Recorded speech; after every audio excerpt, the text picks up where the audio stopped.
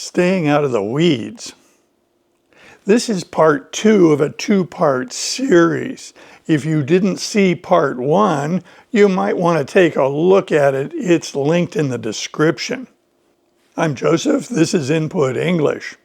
When using comprehensible input to learn a language, in this case English, it is easy to get tangled in things that don't help us progress in our quest to improve our language level. There are resources available to us online, for instance, that can chew up our time but provide little or no benefit to us. I started out with the phrase, how do we stay out of the weeds? So the phrase getting into the weeds or in the weeds probably came out of the restaurant industry. It appears to have come out of the late 20th century, and it was used to describe getting into difficulties because of too much complexity.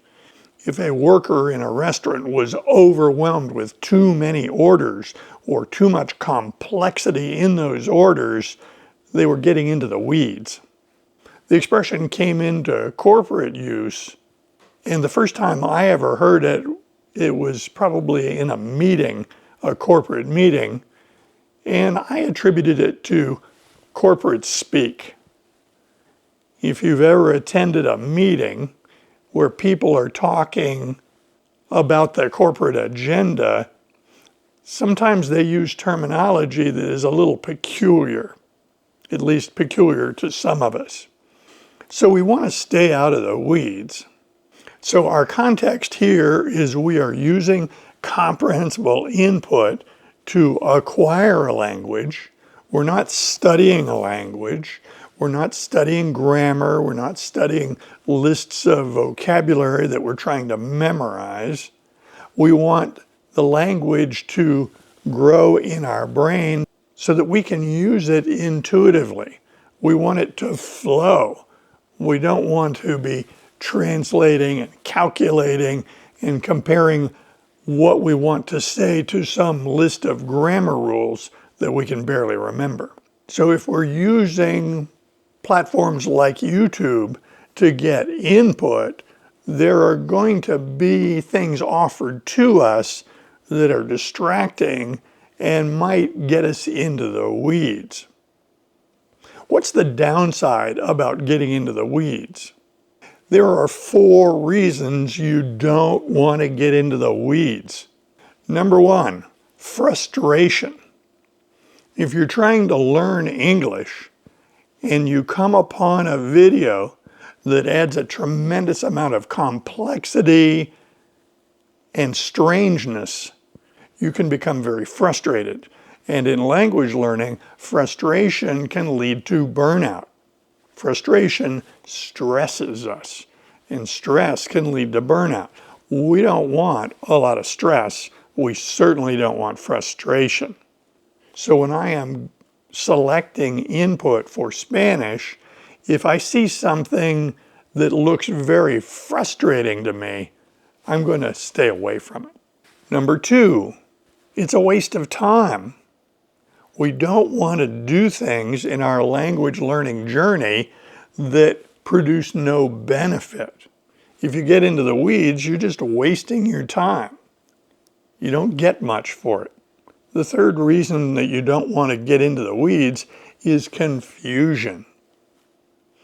If you add a lot of complexity and confusing details to your program, then you can become overwhelmed because you're confused about all these details that have been unnecessarily added. Comprehensible input is not that complex. You choose good content and you consume it. Number 4, we don't want to put our energy and our efforts into doing something that simply doesn't matter. In the 21st century, the internet and YouTube are full of very attractive options for us. And if we get sucked into something that pulls us into the weeds, we invest our precious time and our effort into something that gives us no benefit. I would prefer to strive to do something that is useful. While we're on the subject of YouTube for language learners, do not get the impression that I'm negative about this platform. No, I'm very positive about this platform because it gives us unbelievable opportunities. But we need to be clear-headed about how we look at YouTube for language learning. Content creators are competing with each other. They are competing for views, and they are vying for the attention of the algorithm. Many content creators strive to please the algorithm so that they will get more impressions, more views, more success. This competition appears to reward content that is a little more outlandish, a little more outrageous, something that is quite novel. Indeed, creators want to be different.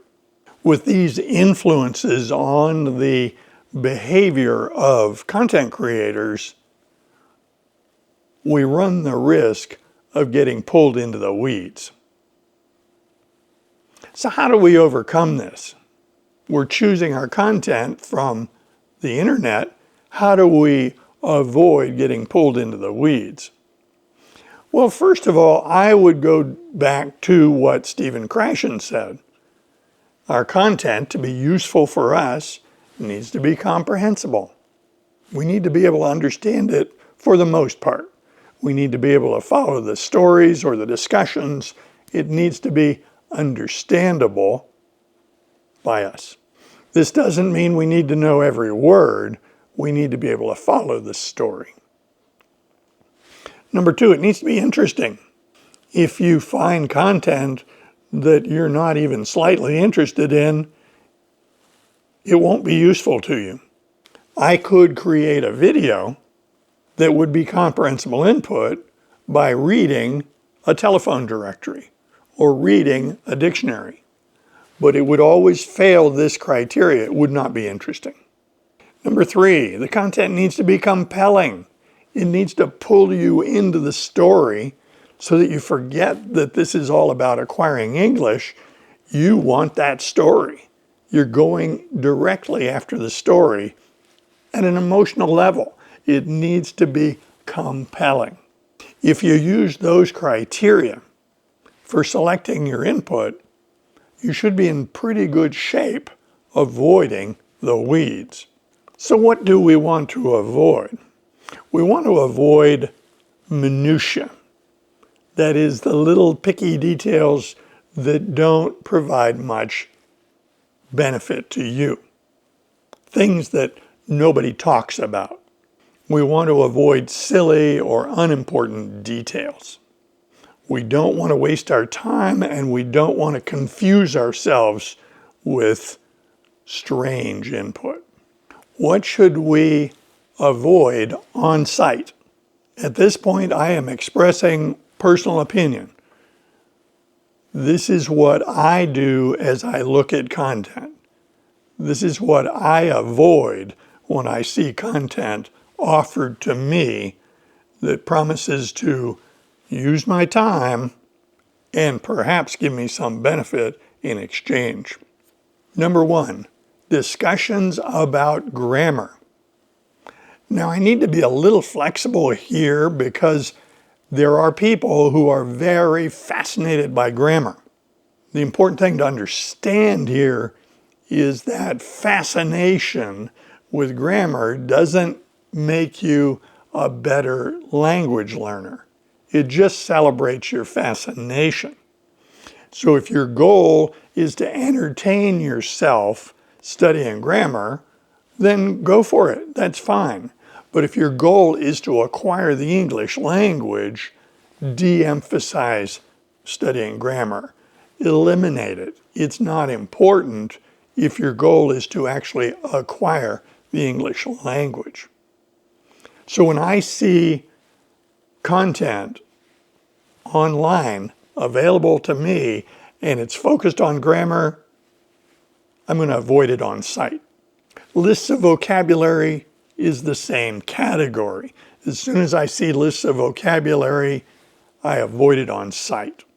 There are a lot of titles or descriptions that will lead you to quickly conclude that you should avoid that content on sight.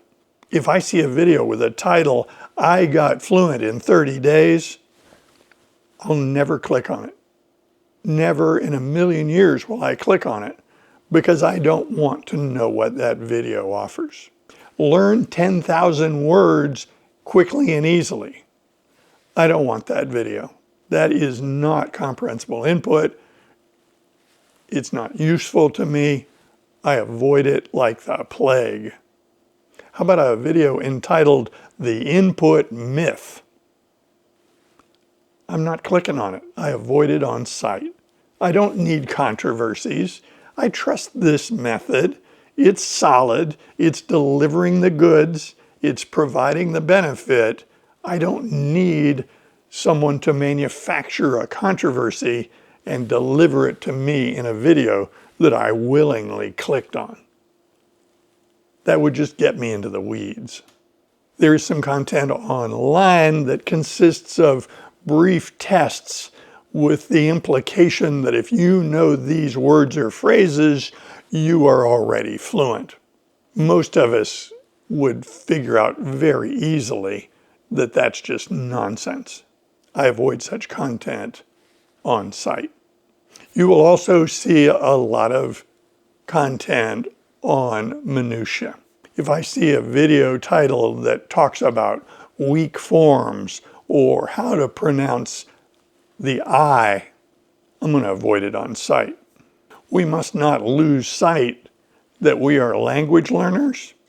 We have chosen comprehensible input as our method. We trust the system, and we need to be vigilant that we don't get distracted along the way, lose our way, and waste our time.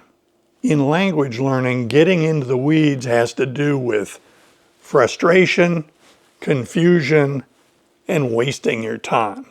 When I select input for acquiring a language, I avoid content that appears to offer frustration, confusion, and wastes my time. So going forward, let's stay out of the weeds. I invite comments below, and if you like videos like this, be sure to click on this one next. See you soon.